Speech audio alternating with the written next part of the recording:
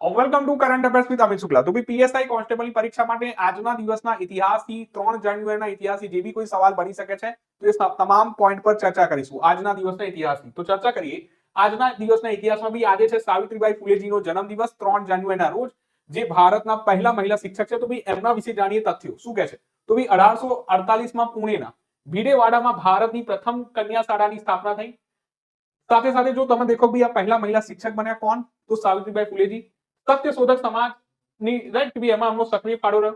વિધવા વિવાહ અને અસ્પૃશ્યતા નિવારણ માટે લડત કરી કોને, સાવિત્રીબાઈ ફુલેજીએ. અને સાવિત્રીબાઈ ફુલેજીના સાહિત્યથી જો દેખીએ કાવ્ય ફૂલે અને 52 કાશી જેવી કૃતિઓ એમની પ્રખ્યાત છે. તો સાવિત્રીબાઈ ફુલેજીથી જરૂર ધ્યાનમાં રાખજો. એક ફેક્ટ અચૂક યાદ રાખજો કે જો વાત કરીએ કે બીજે સત્યશોધક સમાજની સ્થાપના માટે રાઈટ કે બીજે સાવિત્રીબાઈ ફુલે અને જ્યોતિબાઈ ફુલેનું એક મજબૂત યોગદાન છે. સાથે સાથે સાવિત્રીબાઈ ફુલે ભારતના પહેલા મહિલા શિક્ષિકા છે. ઓકે, ત્યાર પછી એક નામ છે રાણી વેલુ નાચિયાર, જેમનો પણ જન્મ 3 જાન્યુઆરીના રોજ છે. તો બ્રિટિશરો સામે લડનારા પ્રથમ રાણી છે.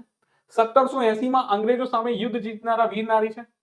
સેનામાં કુલી રાઈટ કે પ્રથમ સેનામાં કુલી જો વાત કરીએ પ્રથમ આત્મઘાતી મહિલા હુમલાખોરોનો સમાવેશ થાય છે.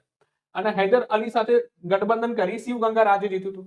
તો રાણી વેલુ નાચિયારથી એક જ પોઈન્ટ યાદ રાખજો, જેમને વિરમગાઈ કહેવામાં આવે છે કે અંગ્રેજો સામે લડાઈ કરનારા પહેલા રાણી કોણ હતા, તો ભી રાણી વેલુ નાચિયાર. તો 2 પોઈન્ટ થયા. ભારતના પહેલા મહિલા શિક્ષિકા તો સાવિત્રીબાઈ ફુલે, ભારતના પહેલા મહારાણી કે જેઓ અંગ્રેજો સામે લડ્યા હોય તો રાણી વેલુ નાચિયાર. ચલો ને જે જીતનાર બી હતા કે એમની સામે જીત્યા.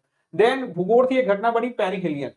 તો પેરીહેલિયન કેવા પ્રકારની ઘટના છે કે આ દિવસે જે પૃથ્વી છે સૂર્યની સૌથી નજીક હોય 147 મિલિયન કિલોમીટર, ઠીક છે ને, તો જેના શું કહેવામાં આવે છે પેરીહેલિયન. તો દર વર્ષે 3 જાન્યુઆરીની આસપાસ આ દિવસ આવે છે કે જ્યારે જે પૃથ્વી છે સૂર્યની એકદમ નજીક હોય, જેને કહેવામાં આવે છે પેરીહેલિયન. કારણ શું છે ભાઈ, જે પૃથ્વીની ભ્રમણકક્ષા લંબગોળ હોવાથી તો આ બી તમે ધ્યાનમાં રાખજો કે ઋતુઓ અંતર પર નહીં પણ પૃથ્વીના નમન પર આધારિત છે, ટિલ્ટ પર. ઓકે, તો આ તમામ પોઈન્ટ કનેક્ટ કરી શકો છો જો આજના દિવસના ઇતિહાસની વાત કરીએ. તો ક્યારે મળીશું અગેન આવતીકાલે. ત્યાં સુધી વાંચો, તૈયારી કરો.